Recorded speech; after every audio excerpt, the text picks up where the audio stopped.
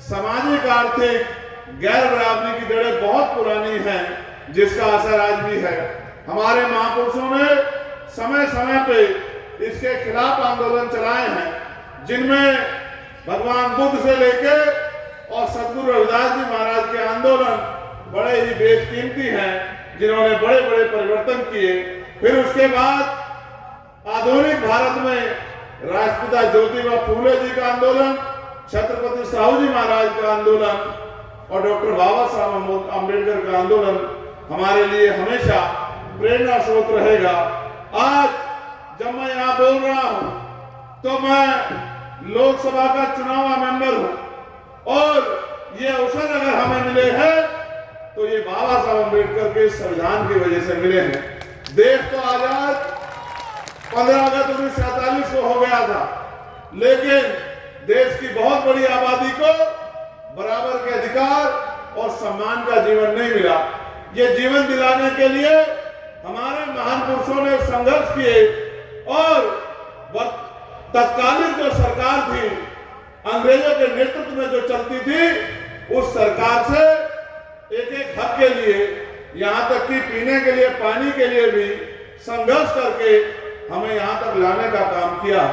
जैसा मैंने आपको याद दिलाया कि देश 15 अगस्त 1947 को आजाद हुआ, लेकिन 14 अगस्त 1947 को हम लोग यहाँ अंग्रेजों के अधीन थे।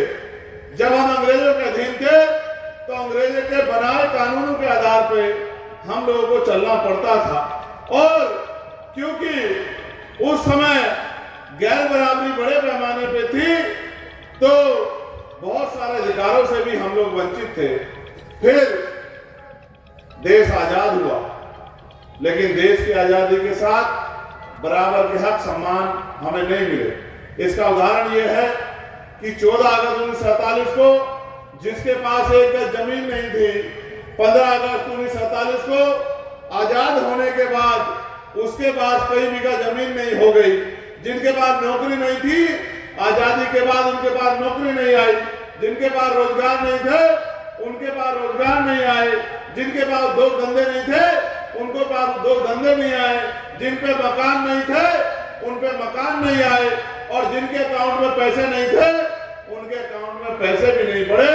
अगर असली आजादी आई तो 26 जनवरी 1950 को जब बाबा साहब अम्बेडकर का संविधान लागू हुआ, वो संविधान जो मानव को एक समान बनाता है, वो संविधान जो आपको मुझे भी वो अवसर और अधिकार देता है जो रानी राजा के बेटे को देता है। तो मैं आपसे कहना चाहता हूं कि अभी भी बहुत लंबी लड़ाई है। जहां हमारे महापुरुष छोड़ के गए, वहां से बहुत आगे हम नहीं गए हैं। अब तो खतरा और ज्यादा बढ़ गया है, क्योंकि जो सरकारें सत्ता में काबिज हैं, वो आपके और आपके बच्चों के अधिकारों को दिन रात लूटने काम कर रही है। जब एक तरफ आपके अधिकारों को लूटने के लिए बड़ी बड़ी साजिश हो रही है और तमाम तरह षड्यंत्र हो रहे हैं, तो आपको भी जागरूक होना चाहिए। आप सड़कों पे काम करते हैं, आंदोलन करते हैं, मेहनत मजदूरी करते हैं, बड़ी मुश्किल से अपने परिवार को चलाते हैं, ये बहुत जरूरी काम है। लेकिन जब तक आप सत्ता में नहीं आओ, क्योंकि सामाजिक परिवर्तन या किसी भी तरह का परिवर्तन तब तक नहीं हो सकता जब तक शक्ति आपके पास ना हो।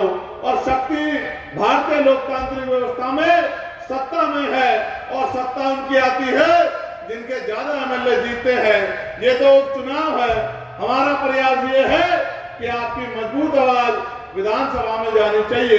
जिस तरह पार्लियामेंट में मैं आपके विषयों को उठाता हूं और कोशिश करता हूं कि जो षड्यंत्र हो रहे हैं उनको बेनकाब करके आपको जागरूक करूं, कि आपको एहसास हो कि आपके बच्चों के आगे बढ़ने के रास्ते लगभग समाप्त करने की तैयारी तमाम सरकारों ने कर ली है। अगर अभी भी हम सोए रहे और चादर तान के घर में लेटे रहे तो वो दिन भी दूर नहीं कि जो बाबा साहब अम्बेडकर ने संविधान में अधिकार दिलाए थे वो भी धीरे धीरे संशोधित होकर खत्म हो जाएंगे। इसका एक उदाहरण ये है कि आज उत्तर प्रदेश में अभी कुछ दिन पहले उत्तर प्रदेश सरकार ने एक प्रेस विज्ञप्ति के जरिए ये जानकारी दी कि लगभग 27,000 स्कूल हम लोग बंद कर रहे हैं। 27,000 स्कूल, सरकारी स्कूल, इनमें बच्चे किसके पढ़ते हैं? आप और मैं बेहतर जानते हैं कि बाबा साहब अम्बेडकर ने कहा था कि शिक्षा शेरनी का वो दूध है जो पिएगा वो दहाड़ेगा। और आप मैं ये भी जानते हैं कि शिक्षा हमारा हथियार है। 300-400 रुपए की मजदूरी करके हम गरीबी बेबसी की बेड़िया नहीं काट सकते हैं। जब तक हम अच्छी शिक्षा लेके और अच्छा रोजगार करके, सरकारी प्राइवेट नौकरी करके पैसे हमारी जेब में नहीं होंगे, तब तक हम अपने परिवार को सुख सुविधा सम्मान नहीं दिला सकते हैं। इसलिए आप महसूस करो कि इन सरकारी स्कूलों में धन्ना सेठों के बच्चे नहीं पढ़ते, पूंजीपतियों के बच्चे नहीं पढ़ते, और तो और सरकारी कर्मचारी अधिकारियों के बच्चे भी नहीं पढ़ते, नेता अभिनेताओं के बच्चे भी नहीं पढ़ते। इन स्कूलों में अगर कोई पढ़ता है तो गरीबों के बच्चे पढ़ते हैं, किसानों के बच्चे पढ़ते हैं, मेहनत कश कौमों के बच्चे पढ़ते हैं, और जाति व्यवस्था के आधार पे दलित, पिछड़े और मुस्लिम समाज के, आदिवासी समाज के बच्चे पढ़ते हैं। जब आप महसूस करो सरकारी स्कूल बंद हो जाएंगे तो ये बच्चे पढ़ेंगे कहाँ, और जब ये पढ़ेंगे नहीं तो इनका भविष्य क्या होगा। इसलिए मुझे डर लगता है कि सरकार हमसे बात तो करती है कि हम आपको 5 किलो अनाज देंगे, सरकार ये भी कहती है चुनाव के समय गैस सिलेंडर सस्ता कर देंगे, सरकार ये भी कहती है कि बिजली का बिल माफ कर देंगे, लेकिन जो असल रास्ता बाबा साहब अम्बेडकर दिखा के गए कि भाई एजुकेशन, शिक्षा अच्छी होनी चाहिए, उस शिक्षा को बेहतर करने का कोई प्रयास सरकार के लोग नहीं करते। और तो जैसा मैंने आपको बताया, उस रास्ते को खत्म करने के लिए इंतजाम तो कर रहे हैं। एक तरफ बड़े बड़े स्कूल बन गए हैं जिनमें अमीरों के बच्चे पढ़ते हैं, और एक तरफ सरकारी स्कूल है जहां गरीबों के बच्चे पढ़ते हैं। और सच ये है कि सरकारी स्कूलों की बिल्डिंग का इतना बुरा हाल है, आपके आसपास होगा कोई सरकारी स्कूल, जाकर देखना, ना साफ सफाई होगी, ना फर्नीचर अच्छा होगा, ना बिल्डिंग अच्छी होगी, और ना ही समय पे टीचर उपलब्ध होंगे। जितनी बच्चों की संख्या उस आधार पे भी टीचर नहीं होंगे। मैं तो अपनी आंखों से देखता हूँ। अभी एक सरकारी स्कूल में गया था, मेरे लोकसभा क्षेत्र में है। मैंने टीचर से पूछा कि इस बिल्डिंग का हाल देखो, ये कभी भी गिर सकती है। उन्होंने कहा, सांसद साहब हमने सबको लिख के दे दिया, हम ही क्या कर सकते हैं। अगर इसको गिरना होगा और जिस तरह की इसकी हालात है गिरेगी ही, तो जिस दिन गिरेगी उस दिन गरीब के बच्चों को नुकसान होगा, अमीरों को कोई फर्क नहीं पड़ता, और सरकार अमीरों की है। तो इसलिए मुझे आपसे कहना पड़ रहा है कि आप भी कुछ सोचो, आप भी सरकार को जगाओ कि ये गरीबों के बच्चों की जीवन से खिलवाड़ ना करे। मैं आपको इसलिए कहना चाहता हूं कि आज उत्तर प्रदेश में बिजली सोने के तारों में आती है, और बिजली के दाम जहां 5-7 साल पहले 200-250 रुपए का बिल आता था, आज वहां 700-800 रुपए का बिल आता है। वहीं पर पानी के दाम भी लगातार बढ़ रहे हैं, और सरकार के पास इस महंगाई को रोकने का कोई इंतजाम नहीं है। साथ साथ जैसा मैंने आपको कहा कि सामाजिक गैर बराबरी है, उसका बड़ा उदाहरण यह है कि यही भारतीय जनता पार्टी के विधायक जिनका नाम योगेश वर्मा है, उनको एक वकील ने इतना शानदार तरीके से थप्पड़ मारा कि उनको एहसास कराया कि आज भी दलित पिछड़े वर्ग का सम्मान ये भारतीय जनता पार्टी के लोग नहीं करते हैं। ये उनको विधायक बनने पर भी, सांसद बनने पर भी अपमानित करने काम करते हैं, और कहते हैं कानून व्यवस्था अच्छी है। इतनी अच्छी है सम्मानित साथियों कि विधायक जी को अपने ऊपर हुए इस अपमान के लिए FIR कराने में 12-15 दिन लग गए। अगर इससे ज्यादा अमीर का कुत्ता या बैल भी या बकरी भी या गाय भी या भैंस भी अगर चोरी हो जाती तो 10 मिनट में FIR दर्ज होके और वो बैल, बकरी और वो कुत्ता बिल्ली मिल जाते। लेकिन विधायक जी 10-12 दिन भी एड़ी चोटी का जोड़ लगा के इस भारतीय जनता पार्टी की सरकार में अपने सम्मान की रक्षा नहीं कर पाए। इसलिए मैं आपको कहना चाहता हूं कि ये लड़ाई हम सब की है और हमें इसको लड़ना पड़ेगा। अभी ताजा उदाहरण देखिए, कोई भर्ती उत्तर प्रदेश की ऐसी नहीं है जिसका पेपर लीक ना हुआ, और पेपर लीक तो हुआ और फिर आरक्षण में भी घोटाला हुआ। चाहे यूपी पुलिस का मामला हो, चाहे 69,000 शिक्षक भर्ती का मामला हो। 69,000 शिक्षक भर्ती में दलित पिछड़े वर्ग के बच्चों के 20,000 पद इसी योगी आदित्यनाथ जी की सरकार ने लूटने का काम किया। और मेरे आज भी याद है, आपकी ताकत से हमने इको गार्डन में आंदोलन करके उनको न्याय दिलाने का काम किया था और सरकार ने 6,800 नियुक्तियां उनको देने का काम किया था। 5 दिन हम लोग खुले आसमान में लेटे रहे कि हमारे भाइयों को रोजगार मिल जाए। इसीलिए हम लोग राजनीति कर रहे हैं कि उनके घरों में रोशनी पैदा हो जाए। लेकिन जब उनको 6,800 नौकरियां मिली तो इन्हीं के लोग कोर्ट चले गए और कोर्ट ने फिर उस पर रोक लगा दी। अभी फिर हाई कोर्ट ने भी आदेश कर दिया तो इन्हीं के लोग सुप्रीम कोर्ट चले गए, फिर वो नियुक्तियां झुकी तो रह गई। समस्या ये है कि यही मारते हैं और यही बचाते हैं और हमारे लोग इनको ही अपना मान के इनको वोट की ताकत देते हैं। उस पुराने बात को छोड़ो, आज की बात पे आओ। अभी लोक सेवा आयोग प्रयागराज के आगे बच्चे आंदोलन कर रहे हैं पिछले 3 दिन से। बेटियां हैं, बेटे हैं, हमारी बहनें हैं, मैं उनको सुन रहा हूं। उनकी मांग जायज है, उनकी मांग जायज है, मैं उनको सुन रहा, जाना चाहता हूं। इसलिए नहीं जा रहा हूं कि 1 मिनट लगेगी उनके मेहनत के आंदोलन को राजनीतिक आंदोलन साबित करने के लिए भारतीय मीडिया को। 1 दिन लगेगी सरकार के बचाव में। ये भारतीय मीडिया जिसने अपना चरित्र बेच दिया है, ये 1 दिन में और 1 घंटे में उस आंदोलन को राजनीतिक आंदोलन साबित करके उन बच्चों की मेहनत को पीछे हटाने का काम करेगी। इसलिए मैंने कहा कि मैं आपके साथ हूं और सरकार को भी चेतावनी देता हूं कि अगर इनकी मांगों को नहीं सुना गया तो 25 तारीख से संसद चल रही है। एडी चोटी का जोड़ लगा के संसद में हम इनकी आवाज को उठाने का काम करेंगे और इन बच्चों को न्याय दिलाने का काम करेंगे। लेकिन सम्मानित साथियों, देखिए, सरकार कहती है 1 नेशन 1 इलेक्शन, 1 नेशन 1 इलेक्शन, और सरकार कहती है हमने इसकी तैयारी कर रखी है। 6 महीने में अगर कोई पद रिक्त हो जाएगा, जैसे ये रिक्त हुआ था पद, यहाँ के विधायक एमपी बन गए थे, तो चुनाव होगा 6 महीने के अंदर। लेकिन अगर सरकारी नियुक्ति पे उपस्थित आदमी रिटायर हो जाए या किसी और कारण से वो रिक्त हो जाए तो रिक्तियां नहीं भरी जाएगी, बैकलॉग नहीं भरा जाएगा। इसलिए सरकार कहती है 1 नेशन 1 इलेक्शन, और बच्चे कह रहे हैं, जो यूपी पीसीएस के जो हमारे बच्चे हैं जिन्होंने कई साल मेहनत की है, वो कह रहे हैं कि 1 डे 1 शिफ्ट में एग्जाम करा दीजिए, क्योंकि अगर पेपर बटेंगे तो नंबर कटेंगे, पेपर बटेंगे तो नंबर कटेंगे। इसलिए हम ये नहीं चाहते कि 2-2 शिफ्ट में हो और नॉर्मलाइजेशन खत्म कर दीजिए। वो मना कर रहे हैं और सरकार के लोग जैसे किसानों को समझा रहे थे ऐसे उनको समझाने का काम कर रहे हैं। अधिकारी कर्मचारी की आपके फायदे का है, जिसके फायदे का है उसको नहीं पता क्या? अगर मेरे फायदे कोई चीज है तो मुझे नहीं पता होगा क्या?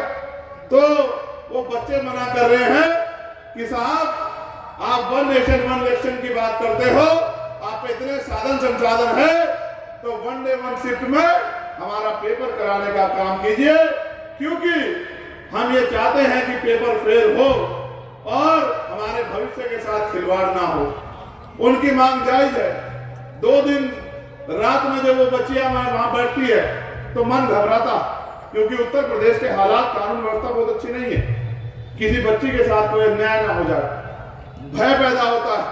भाई होने के नाते दिल में ये टीस उठती है कि आज उनके बीच में होना चाहिए था, उन सड़कों पे होना चाहिए था जिन सड़कों पे हमारे बहनें और भाई बैठे हुए हैं। लेकिन सिर्फ इसी वजह से कि उनके ऊपर कोई आंच ना आए, उनके आंदोलन पे कोई सवाल ना खड़ा हो, इसलिए मन मार के रह जाता हूं। मगर मैं आपसे कहना चाहता हूं कि हम तो कोशिश कर रहे हैं कि सरकार से जवाब मांगे कि 41 सेंटर क्यों, 75 जिले हैं, क्या आपने मान लिया है कि आपके पास 41 बख्शी जगह है और 34 जगह पे आप पेपर भी नहीं करा सकते हो, पेपर लीक की गारंटी आप पहले दे रहे हो। ये जवाब भी हमें सरकार से लगातार मांगना पड़ रहा है कि उन बच्चों को मदद हो जाए। उसके बाद मैं पार्लियामेंट में जब रहता हूँ, हर व्यक्ति की आवाज उठाने काम करता हूँ, चाहे आशा बहनों के वेतन वृद्धि का मामला, चाहे आंगनबाड़ी बहनों के वेतन वृद्धि का मामला हो, चाहे भोजन माताओं के वेतन वृद्धि का मामला हो, चाहे चौकीदार हो, ग्राम रोजगार सेवक हो, उनके वेतन वृद्धि का मामला हो, या हमारे पीआरडी के जवानों के वेतन वृद्धि का मामला हो, या हमारे होमगार्ड के जवानों के वेतन वृद्धि का मामला हो, या हमारे पुलिस के कर्मचारी जो हैं,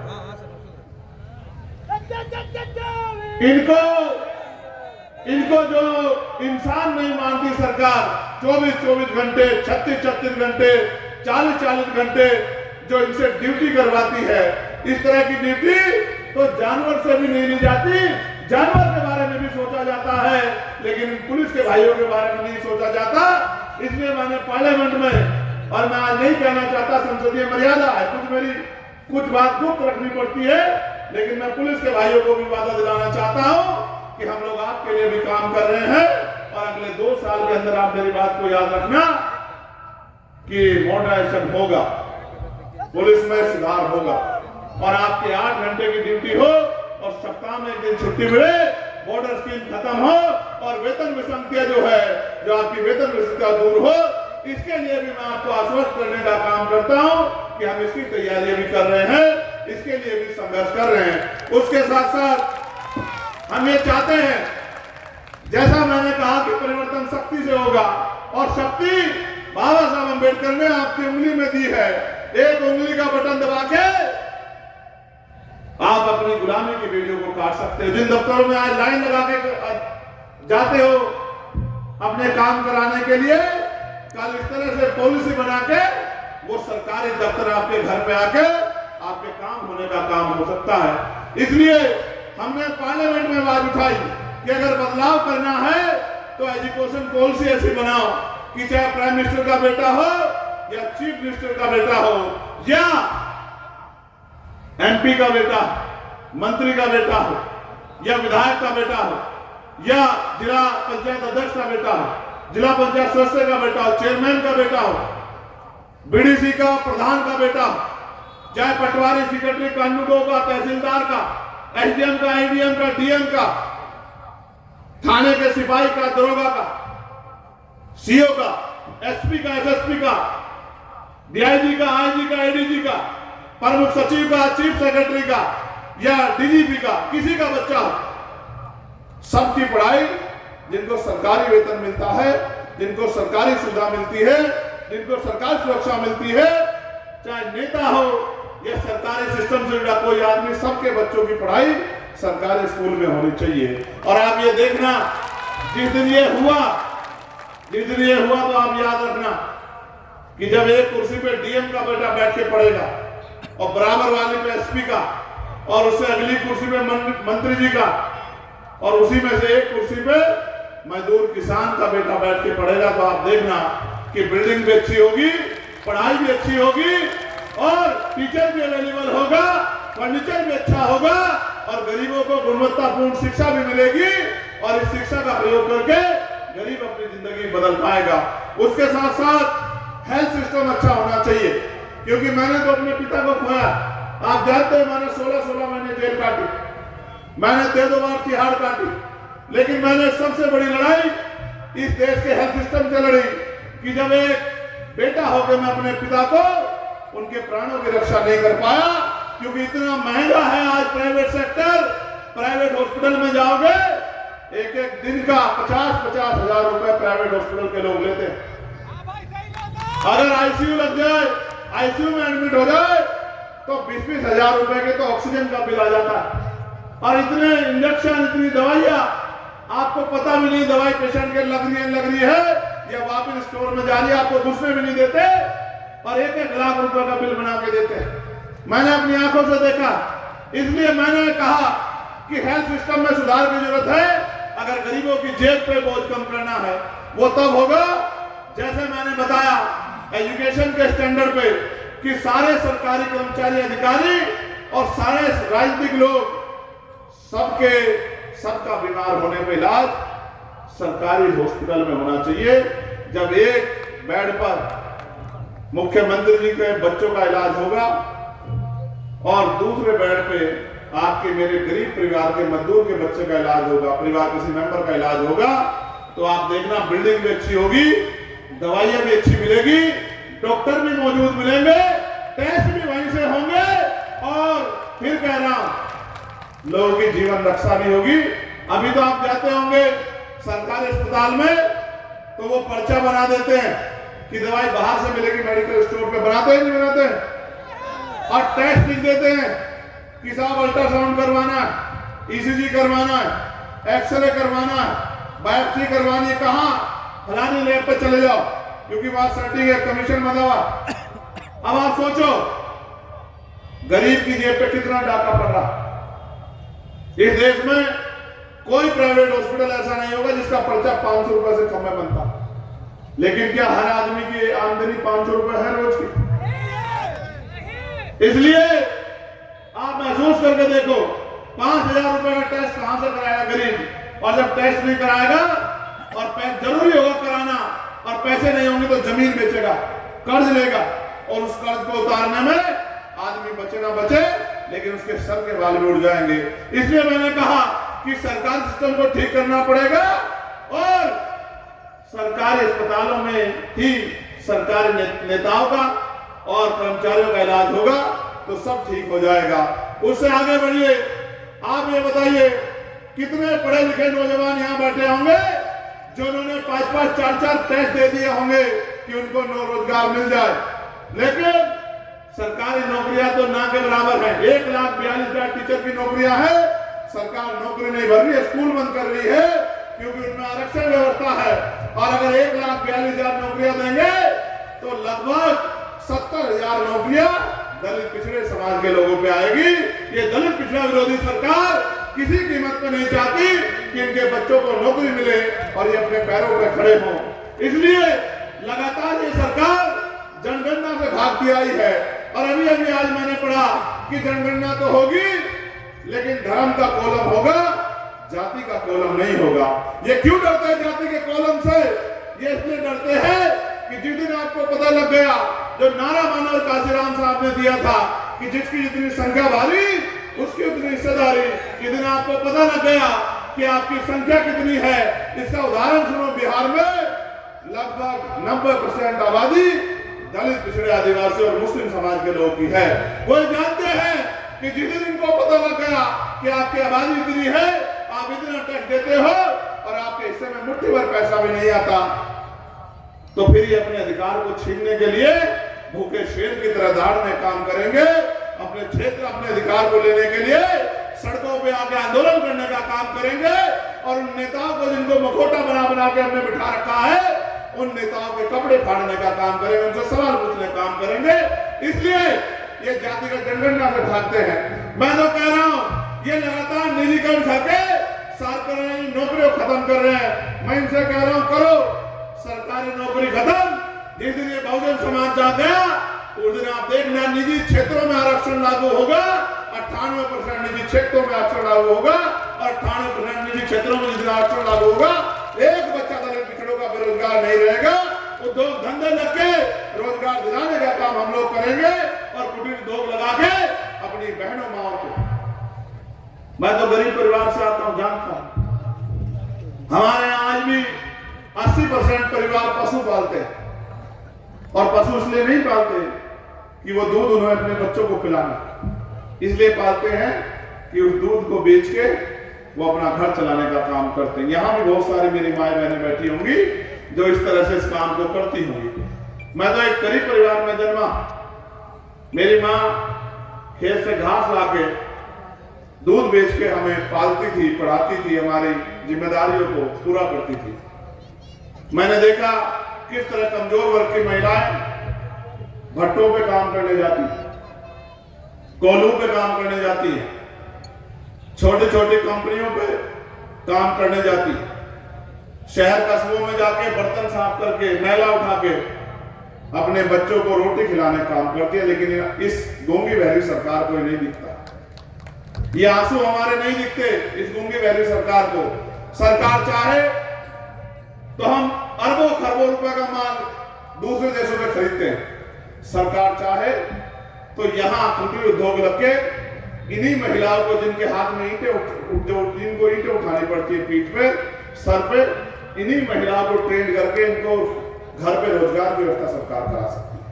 लेकिन क्या करें, सरकार के एजेंडे में तो ये है नहीं। इसलिए सरकार जो है जिनसे नोट लेती है उनका काम करती है।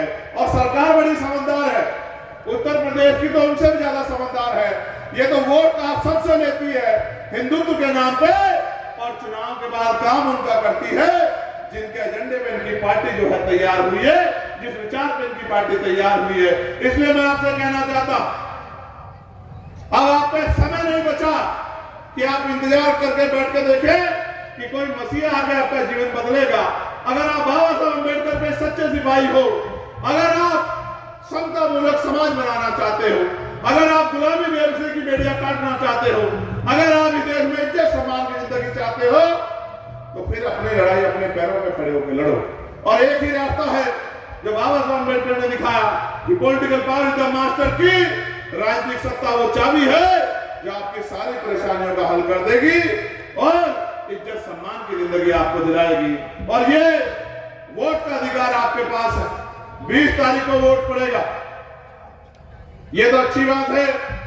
पहली बार शायद लंबे समय बाद आपके यहां ऐसा हुआ होगा कि जनरल सीट पर शेड्यूल कास्ट के एक बेटे को मौका दिया गया है कि वो जाए और अपने समाज में जाके ये अपील करे कि वो उसको ताकत दे। और जिस तरह से हमारे संगठन के लोगों ने भाईचारा बनाया है, जिस तरह से किसानों की लड़ाई हो, पहलवानों की लड़ाई हो और किसी भी वर्ग की लड़ाई हो, जिस तरह से हमारी पार्टी लगातार संघर्ष करती है, मेरा विश्वास है कि 20 तारीख को अगर आपने तय किया तो वो दिन दूर नहीं कि भाई राजेश आपकी वोट की ताकत से एमएलए बन के विधानसभा में जाएंगे। और जिस दिन एमएलए बन के विधानसभा में जाएंगे उस दिन आपके हकों की लड़ाई प्रदेश के मुख्यमंत्री और प्रदेश की सरकार से आंख में आंख डाल के लड़ेंगे। जिस तरह चंद्रशेखर आजाद दिल्ली में खड़ा होकर लड़ता है, उस तरह लखनऊ में खड़े होकर लड़ेंगे और आपकी ताकत बनने का काम करेंगे, आपके छीने हुए अधिकार आपको दिलाने का काम करेंगे। इसलिए मैं आपसे अपील करता हूं कि 20 तारीख को जब आप वोट डालने जाएं तो एक एक वोट केतली का बटन दबाकर इस उम्मीद से केतली का बटन दबाएं कि हम अपनी सेवा करने का मौका अपने बेटे, अपने भाई राजेश गौतम और चंद्रशेखर आजाद और एक एक कार्यकर्ता पदाधिकारी को दे रहे हैं, जो हमारी लड़ाई लड़ने काम करेगा और हमारे बच्चों के भविष्य को संवारने काम करेगा।